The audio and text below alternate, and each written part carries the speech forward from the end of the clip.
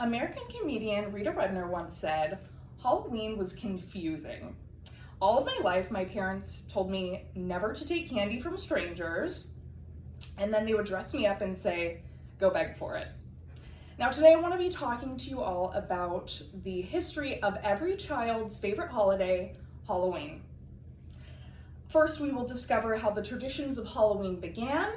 Next, we will look at how those traditions carried over into modern day America and became commercialized. Then we will learn about all the ways in which we can stay safe this holiday season. Halloween has always been my favorite time of the year, from baked goods to getting dressed up and crafting with your friends. So I decided to pull together a little bit of research and come up with some of the most fascinating parts about this mysterious holiday. So it all began with the Celtic festival of Samhain. It was a celebration of the end of summer. And with that, they would celebrate the goddess of fruitful abundance, Pomona. And this was also a time that they believed that our world and the supernatural world, the lines would sort of be blurred. So there was a lot of paranormal activity going on. So the loved ones would come and visit. They would leave out plates of food for them and leave on a little candle for them to find their way back home. But with those positive spirits also came negative ones. So they would build these huge bonfires to deflect all of the negative energy, and they would participate in a tradition called guising. They would take the ashes from the fire, rub it all over their skin, and find different sorts of fabrics and animal hair, put it all over their face just to scare these spirits. Later on, Pope Boniface in 607 AD actually Christianized the festival of Samhain. He did this to honor the Virgin Mary, all of the martyrs, and all of the saints on this November 1st day. It later turned into All Hallows Eve, and now the holiday as we know it, Halloween. European immigrants also had a huge role in the making of the Halloween that we know today. When they were brought over into the United States,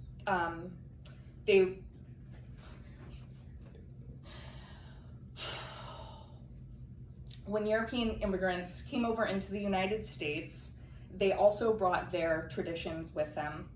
They taught their neighbors to share stories of dead loved ones, sing and dance. So with the boom that was happening at this time, American traditions and new customs were formed.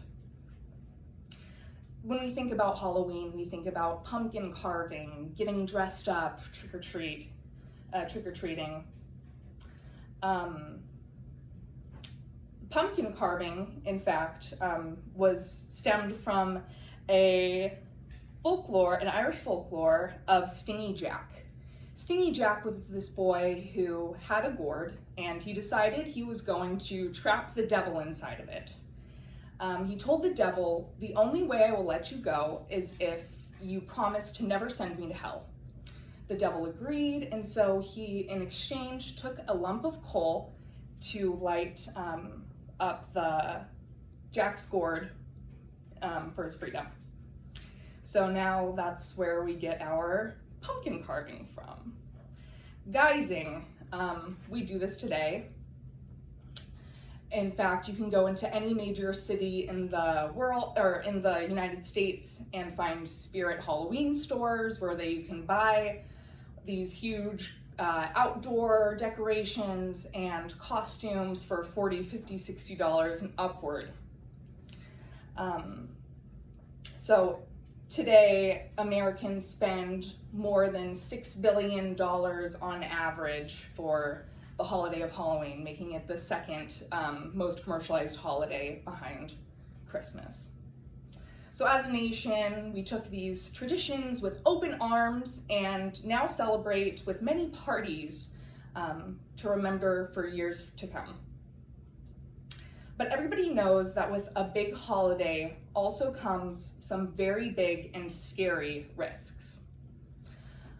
Drunk driving is a huge risk. One way that we can mitigate these risks is by just simply throwing sober parties. About half the accidents that happen during Halloween weekend are involved with alcohol. Another huge risk that we think of when we're trick-or-treating with little ones is tampered with candy. A few different ways you can avoid tampered with candy is to simply wait until you get home to enjoy your treats. I remember my parents always telling me, no, just wait until you get home. And I would always sneak a few anyways, but luckily mine weren't tampered with, I think. Some different ways that you can look to see if your candy has been tampered with is by checking for holes, looking for any sort of discoloration. If you see anything like that, you're better off just throwing it away. Also beware of homemade goods. Not only do many children have different sorts of allergies, but you never know what kids are allergic to. So if you're planning on passing candy out this year, maybe I would suggest just getting different sorts of toys from the dollar store or whatever you can scrounge up. They're just as exciting. I think it's really the act of going door to door that the children enjoy the most. So I hope you can all use some of these tips to stay safe this Halloween. First, we discovered how the traditions of Halloween began. Then we looked at the different ways that it was brought over into our country. And then finally, we learned some different tricks to stay safe this Halloween. The ancient Celtic festival of Samhain planted the roots for this Halloween that exists in America today. But through this information, I hope you will share some of the fun facts with your friends and family this holiday and stay safe. Thank you.